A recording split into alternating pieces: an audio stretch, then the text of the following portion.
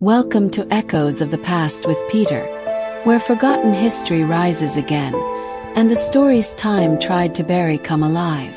From bizarre wars to legendary empires, from heroic triumphs to history's most unbelievable moments, this channel takes you on a journey through the echoes that shaped our world.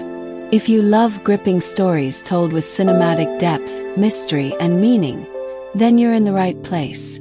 Don't forget to subscribe to Echoes of the Past with Peter, like this video, and turn on the notification bell so you never miss another journey into history. Now let us step back in time. The Great Emu War. Australia's most embarrassing military campaign introduction in 1932. Australia declared war on an enemy that couldn't be reasoned with, negotiated with, or intimidated. An enemy that moved in massive flocks, destroyed crops with reckless abandon, and proved nearly impossible to defeat. That enemy, emus. Yes, large flightless birds. The setup after World War I, the Australian government encouraged veterans to take up farming in Western Australia. They promised these soldiers land and support to grow wheat.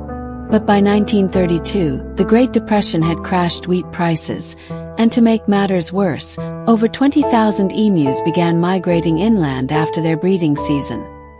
These giant birds, standing up to 6 feet tall and capable of running 30 miles per hour, descended upon the wheat fields like a feathered plague.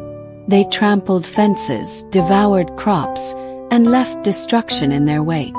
The farmers, many of them war veterans, were desperate. And to the military, the farmers appealed to the government, and in an almost unbelievable decision, the Minister of Defense approved a military operation. In November 1932, the Australian Army was deployed with 2 soldiers, a major, 2 Lewis machine guns, and 10,000 rounds of ammunition. Their mission? Eliminate the emu threat. Major GPW Meredith led the operation with confidence. After all, how hard could it be to shoot large, flightless birds? The battle begins. The first engagement was a disaster. The soldiers spotted a group of about 50 emus and opened fire. The emus scattered in all directions, moving with unexpected tactical awareness. The birds seemed to have learned to disperse into small groups, making them harder to target. One soldier later remarked that the emus employed guerrilla tactics, stating that they had developed an ability to work together and would deploy sentries while the rest of the flock fed. The turning point: after several days of hunting, the military had used thousands of rounds but killed fewer than 50 emus. The birds proved incredibly resilient. They could absorb multiple bullets and keep running. Their loose feathers and thick skin made them difficult to kill with a single shot. Reports from the field were embarrassing.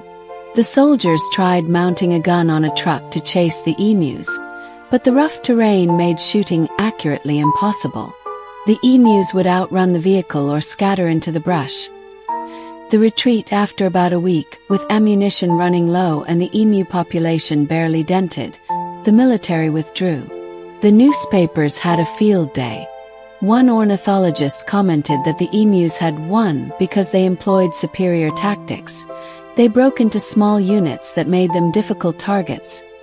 The House of Representatives was even questioned about the operation, with one member sarcastically asking whether medals would be issued for the campaign. Round 2. Embarrassed by the failure, the military launched a second operation in mid-November. This time they were more strategic, setting up ambushes and targeting specific flocks. Over a month, they killed around 1,000 emus while expending over 9,000 rounds, about 10 bullets per bird. The military finally withdrew permanently in December, claiming victory but fooling no one. The aftermath, the Great Emu War, became a source of national embarrassment and international amusement. The emu problem persisted, and farmers eventually solved it through a bounty system and better fencing. Practical solutions that worked far better than military intervention. Today, the Great Emu War stands as a humorous reminder that sometimes the most well-equipped forces can be defeated by the most unexpected enemies. The emus remain a national symbol of Australia, appearing on the country's coat of arms, A permanent reminder of the war they won. Conclusion: the Great Emu War of 1932 is a real historical event that seems almost too absurd to be true. It's a story of overconfidence, unexpected resilience, and the humbling reality that nature doesn't always follow our plans. The Australian military lost a war to birds, and honestly, that's more entertaining than most military history.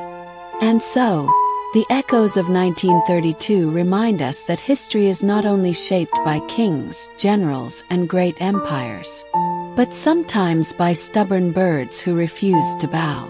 The Great Emu War stands as a timeless lesson in humility, proof that even the most organized forces can be outmatched by nature's quiet defiance. This has been another journey through the strange and unforgettable corners of our past here on Echoes of the Past with Peter. If this story made you smile, taught you something new, or simply left you amazed, don't forget to subscribe, like the video, and share it with fellow lovers of history. Until next time, keep listening to the echoes, because the past is never truly silent.